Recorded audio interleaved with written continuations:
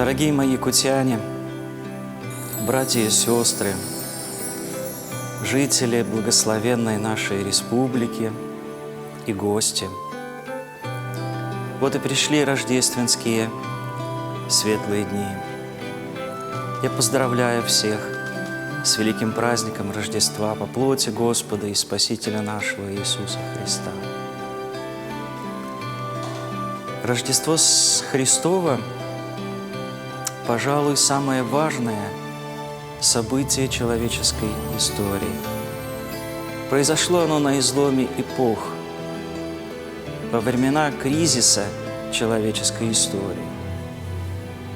Бог, видя это падение человечества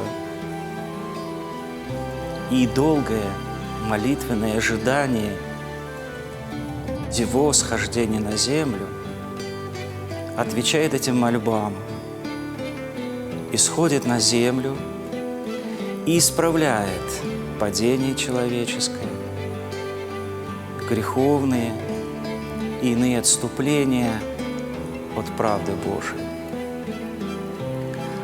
Он своим рождением на земле, а далее смертью на кресте и созданием церкви вносит новое в человеческой истории, доселе небывалое. Бог навсегда остается на земле и являет собой закон любви, потому что не по собственной нужде Он сходит на землю, но ради любви к человеку. С праздником Рождества Христова! Пусть милость Божия пребывает со всеми вами.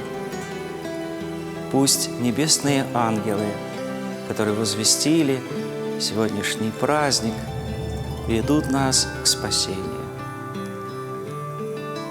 С праздником, с Рождеством Христовым!